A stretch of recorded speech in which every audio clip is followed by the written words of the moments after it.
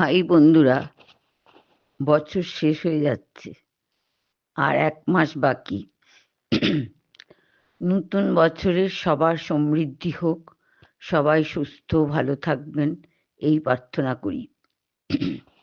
আমি অনিতার diary channel থেকে বলছি। আমি একটি মাল্টি স্টোরিড বিল্ডিংয়ের 4 তলার একটা ফ্ল্যাটে থাকি। আমার ফ্ল্যাট বাড়িটা 7 তলা, 24টা ফ্ল্যাট। আমি এখানে এসেছি তখন বাড়িটার 2টো ফ্ল্যাট ছাড়া সবই বিক্রি হয়ে গেছে। এই ফ্ল্যাট দুটো প্রমোটারের, ওই দুটো এখনো লোক আসেনি, তবে 22টা ফ্ল্যাটের সব লোক চলে এসেছে। এই বাড়িটির এক একটা ফ্ল্যাটের লোকদের এক এক রকম সমস্যা। সব ফ্ল্যাটের লোকদের ভগবান কিছু না কিছু অশান্তি দিয়ে রেখেছে। ফ্ল্যাটের লোকদের একটা ফ্ল্যাটের লোকদের নিয়ে এক একটা গল্প লেখা যায়। এইরকমই একটা ফ্ল্যাটের লোকদের নিয়েই আমার গল্প। রাজেশ প্রতিদিন সকাল 9টা বাজার সঙ্গে সঙ্গেই অফিস যাওয়ার জন্য তৈরি হয়ে লিফট করে একেবারে 6 তলা থেকে নিচে নেমে আসে।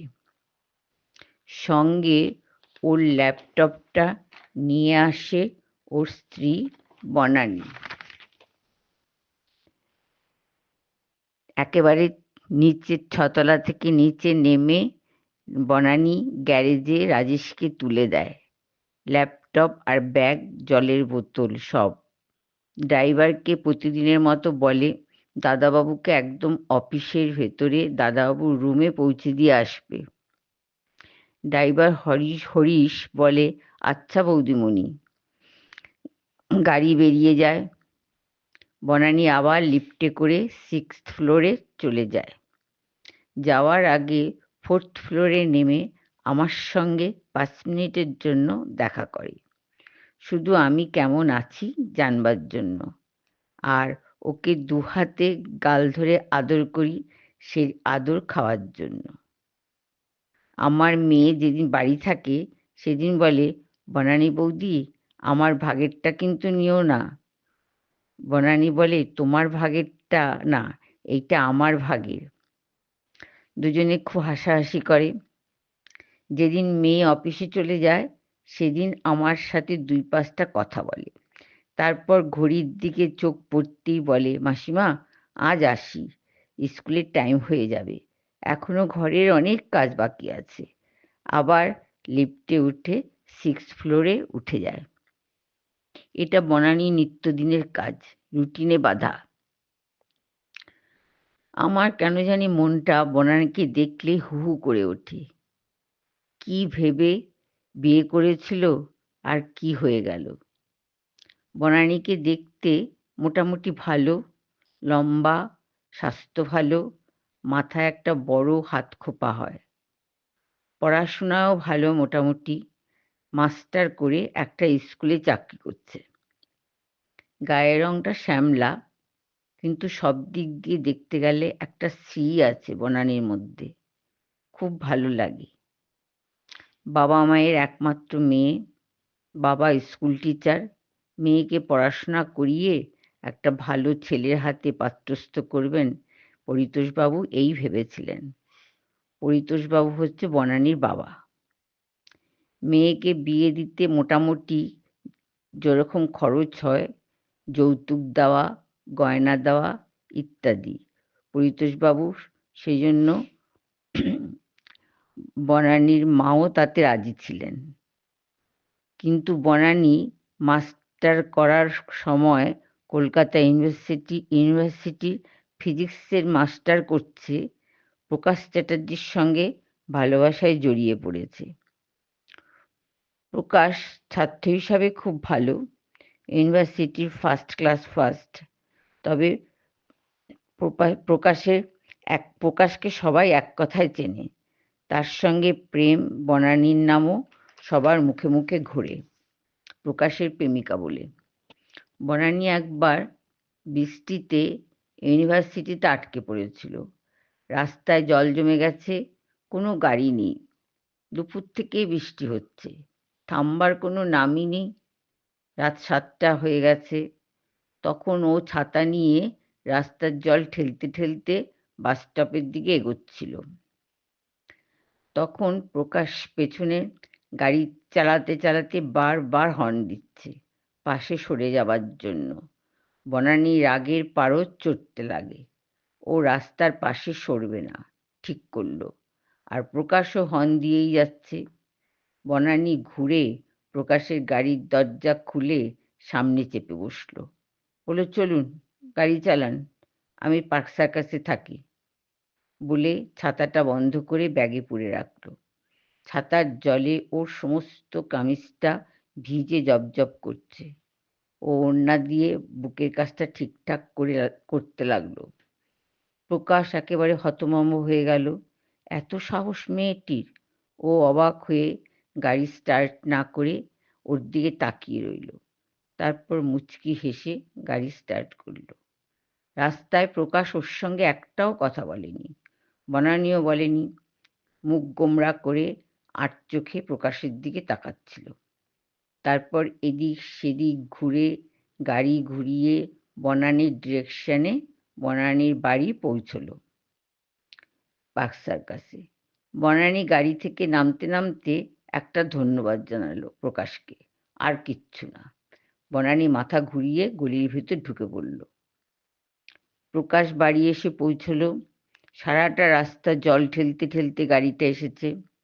বাড়ি ঢুকেই দারোয়ান কাকুকে বলল, গাড়িটা একটু পরিষ্কার করতে হবে এবং ভালো করে তেল তেল পুরো ট্যাঙ্কি ভরে দাও। তারপর কোনো দিন যেটা না করে সেটা করলো। মার ঘরে ঢুকে পড়ল। দেখলো বিছানায় বসে মা ঠাকুরের নাম নিচ্ছে, মালা জপ করছে। ঢুকে বলল, আজ একটা ঘটনা ঘটেছে মা। মা বললে, এত খুশি? নিশ্চয়ই তোর পরীক্ষার নম্বর বেরিয়েছে, তুই প্রথম হয়েছিস। প্রকাশ বলল, না মা, আমি আমার পাত্রী ঠিক করে ফেলেছি। তুমি যে বলো দাদা আমার একসাথে বিয়ে দেবে, যাও এবার দাদার পাত্রী খোঁজো। দাদার মতো একটা ইঞ্জিনিয়ার ছেলের পাত্রী খুঁজতে বেশি দেরি হবে না। মা প্রভাদেবী বললেন, আচ্ছা, তুই তলায় তলায় এত জল খাচ্ছিস ডুবে ডুবে? দুজনে হাসিতে ফেটে পড়ল। পরদিন সকালে প্রকাশ তৈরি হয়ে বনানীর বাড়ির সামনে গিয়ে গাড়ি নিয়ে হাজির হলো এবং বাইরে দাঁড়িয়ে হর্ন বাজাতে লাগলো বারবার। বনানী জানলার পর্দা তুলে দেখল প্রকাশ গাড়িতে বসে আছে। বনানী বলল, আপনি এখানে? প্রকাশ বলল, আপনাকে নিতে এসেছি। বনানী বলল, আপনার গাড়িতে যাব কেন? প্রকাশ বলল, কেন, কালকে তো এসেছেন। বনানী হো হো করে হাসতে লাগলো। বনানী বলল, ঠিক আছে, আমি ব্যাগটা নিয়ে আসি। প্রকাশ বলল, ছাতাটা কিন্তু আমার গাড়িতেই ছিল। বনানী হা হা করে হাসতে লাগলো। এমন বলল, কেমন জব্দ করলাম আপনাকে? গাড়িতে ওঠে যারা, তারা হেঁটে যাওয়া মানুষদের পাত্তাই দেয় না, মানুষই ভাবে না। রাস্তার ধুলো জল কাদা সব ছিটিয়ে বেরিয়ে যায়। আমি তোমার সাথে ঝগড়া করতে আসিনি, চলো। কখন যেন প্রকাশ টুমিতে নেমে এসেছে। বনানীকে প্রকাশের খুব ভালো লাগছিল। এইভাবে দুইজন দুইজনের মনের মধ্যে ঢুকে পড়ে। বেশ চলছিল প্রকাশ আর বনানীর প্রেম। একদিন সকালে বনানীর বাবাকে একজন লোক খুঁজতে এলেন। বলল, ঘটক বনানীর জন্য একটা ভালো ছেলের খবর এনেছে। কলকাতায় বাড়ি, 2 ভাই আর মা। বাবা ফরেস্ট অফিসার ছিলেন, 5 বছর হলো মারা গেছেন। মারা যাওয়ার আগে 2 ছেলের নামে 2টো ফ্ল্যাট কিনে দিয়ে গেছেন। এখন ওরা একটা ফ্ল্যাটে থাকে। ছেলেদের বিয়ে দিয়ে আলাদা করে দেবেন প্রভাদেবী। মা বলল,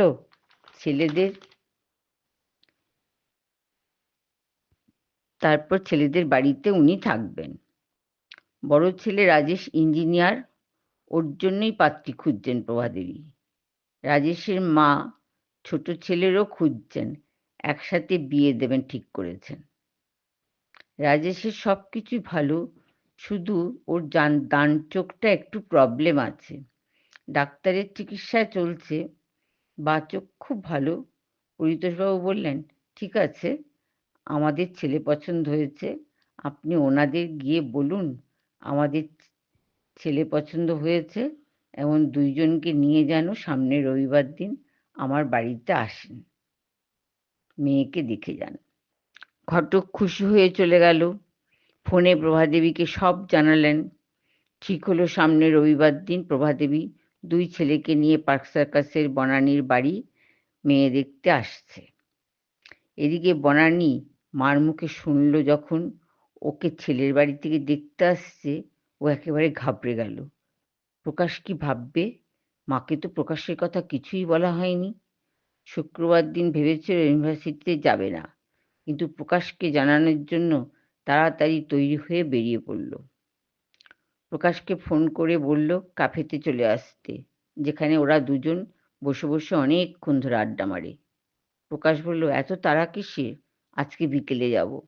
বনানী বলল, বনানী একেবারে তেলবেগুনে জ্বলে উঠল, কেঁদে ফেলল ফোনে। প্রকাশ বলল, ঠিক আছে ঠিক আছে, আমি আসছি। 15-20 মিনিটের মধ্যে প্রকাশ এসে গেল। প্রকাশ গাড়ি নিয়ে এসেছিল।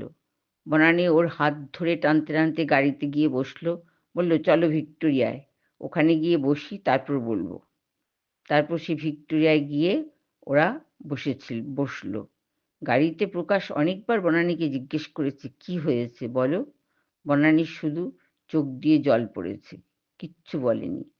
ভিক্টোরিয়ায় নেমে বনানী বলে, রবিবার দিন আমাকে ছেলের বাড়ি থেকে দেখতে আসছে। প্রকাশ হা হা করে হাসতে লাগলো। ও এই কথা, আসুক না, দেখে যাক, বিয়ের কথাবার্তা এগোক, তখন আমি আর তুমি আমার মাকে সঙ্গে নিয়ে এসে মাসিমা মেসোমশাইকে সব বলবো। তখন দেখো আমাদের পরিবার আর আমার মাকে দেখে তোমার মা বাবা একেবারে রাজি হয়ে যাবে, কিচ্ছু বলবে না। বনানীও খুব খুশি হলো কথাটা শুনে।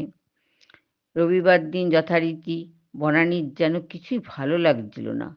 শুধু শুধু চোখ দিয়ে কেন শুধু জল পড়ছিল। বিকেল 5টার সময় ছেলের মা আর 2 ভাই বনানীকে দেখতে এলো। প্রকাশের মনে সন্দেহ হতে লাগলো, পার্ক সার্কাসের বাড়িটা প্রকাশ চেনে, বনানী এই বাড়িতেই থাকে। প্রকাশের মনে একটু সন্দেহ হতে লাগলো, কিন্তু কিছু বুঝতে দিল না। প্রকাশ জানতো না বনানী ওর দাদার পাত্রী হবে। বনানী হাতে জলখাবারের ট্রে নিয়ে ঢুকলো, সাথে মাও ঢুকলেন। বাবা ওখানে বসিয়েছিলেন। বনানী ঢুকতে ঢুকতে একবার সামনের বসা লোকদের দিকে তাকিয়ে দেখল, ওখানে প্রকাশ বসে আছে। মনে মনে ভাবল, প্রকাশই কি তবে সেই ছেলে, আমার পাত্র? ওর মনটা একটু খুশিতে নড়ে উঠল। প্রকাশ বনানীকে একবার দেখে চোখ নামিয়ে ফেলল। তার কিছুক্ষণ পরে মাকে বলল, আমার মাথাটা ধরেছে, আমি বাইরে থেকে একটু ঘুরে আসি। রাজেশ বলল, কি হয়েছে ভাই? প্রকাশ হাত দিয়ে রাজেশের পিঠে একটা চাপড় দিয়ে বলল, ঠিক আছে দাদা। এই কথা শুনে বনানী বুঝতে পারল রাজেশই হলো ওর পাত্র, আর প্রকাশ হলো রাজেশের ছোট ভাই। বনানী মাথা নিচু করে বসে রইল আর ভাবছে কোথা থেকে কি হয়ে গেল। বনানী আকাশ পাতাল ভাবতে লাগলো, কি করবে ও, কিভাবে বলবে বাবা ছোট ভাই প্রকাশকে আমি ভালোবাসি। তারপর ওরা চলে গেল। প্রকাশ বাইরে থেকে ফোন করে বলল, দাদা আমি আর ফিরবো না, তুই আর মা চলে আয়, আমি ডাক্তারের কাছে যাচ্ছি, মনে হয় প্রেশারটা বেড়েছে। ওরা যখন চলে গেল বলে গেল, আমাদের মেয়ে পছন্দ হয়েছে, আপনারা আসুন আমাদের বাড়িতে, এমন কোথায় মেয়েকে বিয়ে দিচ্ছেন দেখে যান। আর একটা কথা পরিতোষবাবু, আমাদের শুধু মেয়েই দরকার, সঙ্গে আর কিছু দরকার নেই। আর কিছু মানে? এই গয়নাগাটি, আসবাবপত্র, এইসব। পরিতোষবাবু বললেন, তা কি হয়, আমার তো ওই একটিই মেয়ে, আমি তো ওর জন্য কিছু গয়না বানিয়েছি, আর বিয়েতে ফার্নিচার দেওয়ার জন্য কিছু টাকাও জমিয়েছি। দুজনে তখন হাসাহাসি করতে লাগলো। প্রভাদেবী হাতের বালা জোড়া খুলে বনানীকে আশীর্বাদ করলেন। বনানী লুকিয়ে লুকিয়ে চোখের জলটা মুছে নিল। ওরা চলে যাওয়ার পর বনানী মার ঘরে গেল। দেখে মা টিভি খুলে বসেছে, বাবা বাড়ি থেকে বেরিয়েছে। মা বনানীকে দেখে বলল, আয় বস। বনানী এসে মার ঘরে ঢুকে মার পাশে সোফায় বসলো। মা বলল, মনটা খারাপ কেন রে? আমরা যা চেয়েছিলাম সেই রকমই তো হয়েছে। বনানী মাকে বলল, আমার একটা কথা আছে। মা বলল, বল। মা, আমি একজনকে ভালোবাসি। ছেলেটি আমাদের ইউনিভার্সিটির ছেলে, পড়াশোনায় খুব ভালো। মা বলল, আগে বলিসনি কেন? তোর বাবা আমাকে অনেকবার জিজ্ঞেস করেছে। আমি বলেছি, না না, থাকলে আমাকে বলতো। বনানীর তখন চোখ দিয়ে জল পড়ছে। বলল, আমার যে এত তাড়াতাড়ি বিয়ে ঠিক হয়ে যাবে আমি ভাবিনি মা। মা বলল, এখন কি হবে? তোর বাবা কি বলবে? আর ওদেরই বা কি বলবো আমি? বনানী বলল, মা, আমি রাজেশের ছোট ভাই প্রকাশকে ভালোবাসি। ও, জানতিস না প্রকাশের দাদা আছে? জানতাম মা, কিন্তু সেই ছেলেই যে ঘটক পাত্র হিসাবে নিয়ে আসবে আমার জন্য, সেটা তো ভাবিনি। মা বলল, দেখি প্রভাদেবীকে বলে কি বলেন। এরপর ওই বাড়িতে ফোন করে পরিতোষবাবু জানাতে গেলেন। ওই বাড়ি থেকে একটা উত্তর এলো, বেশ রাগত স্বরে। পরিতোষবাবু, সবটাই শুনেছি। প্রকাশ আমার ছোট ছেলে। একটা চিঠি লিখে আজ সকালে কোথায় চলে গেছে। অনেক জায়গায় খোঁজ করেছি, কিচ্ছু খোঁজ পাইনি। লিখেছে দাদার সাথে বনানীর বিয়ে হয়েছে, শুনলেই প্রকাশ ফিরবে। এখন আমার পাগলের মতো লাগছে পরিতোষবাবু। রাজেশও বিয়ে করতে চাইছে না। প্রকাশকে বাড়িতে ফিরিয়ে আনার জন্য রাজেশকে আমি অনেক করে রাজি করিয়েছি। এখন আপনার মেয়ে যদি রাজেশকে বিয়ে করতে রাজি হয় তবেই বিয়েটা হবে, না হলে হবে না। পরিতোষবাবু চুপ করে রইলেন। বললেন, ঠিক আছে, আমি মেয়েকে জিজ্ঞেস করি। বনানী সব শুনে খাওয়া দাওয়া ছেড়ে দিয়েছিল। যখন শুনল প্রকাশ কোথায় চলে গেছে, তখন প্রকাশকে ফিরিয়ে আনার জন্য রাজেশকে বিয়ে করতে রাজি হয়ে গেল বনানী।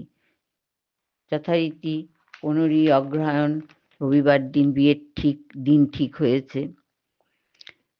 তারপর রাজেশের সাথে বনানীর বিয়ে হয়ে গেল। কিন্তু বিয়ের পর দিন থেকে বনানী প্রতিদিন প্রকাশের ফিরে আসার অপেক্ষায় বসে থাকে। কিন্তু 1 দিন 2 দিন করে করে পার হয়ে যায়, মাস পার হয়ে যায়। এইভাবে 4 বছর কেটে গেল। প্রকাশ আর ফিরল না। বনানীকে রাজেশের মা খুব ভালোবাসে, রাজেশও বনানীকে খুব ভালোবাসে।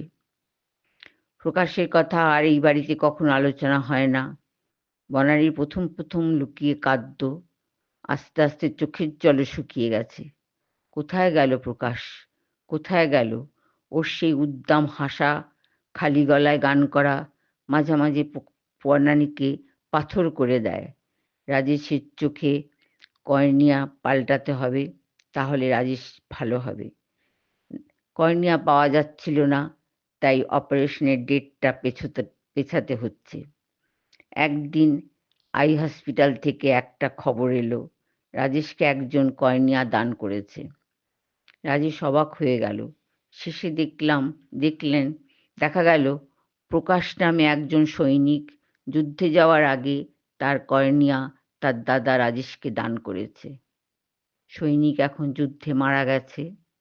এখন যুদ্ধক্ষেত্র থেকে রাজেশের জন্য সেই কর্নিয়া পাঠানো হয়েছে। রাজেশ নামটা দেখে একেবারে ভেঙে পড়ল। চিৎকার করে কেঁদে কেঁদে বলল, ভাই, তোর সব কিছু আমাকে দান করলি, তোর সব কিছু আমাকে দান করলি ভাই। প্রভাদেবীও ভেঙে পড়লেন। বনানী খবরটা শুনে চিৎকার করে বলল, সব আমার দোষ। আমি জোর করে প্রকাশের গাড়িতে উঠেছিলাম।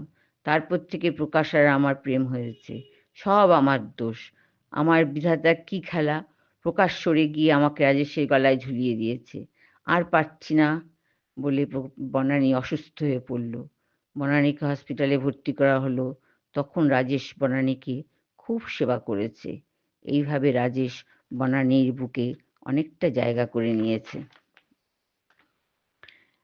এখন ওরা প্রকাশ আর বনানী ভালো আছে। প্রভাদেবী স্বর্গে গেছেন। অনেক দুঃখ সহ্য করে। রাজেশের চোখ ভালো হয়েছে, অপারেশন করেছে। বনানী একটা স্কুলে চাকরি করে। বনানীর বাবাও চলে গেছেন। বনানীর মা এখন বনানীর কাছে থাকে।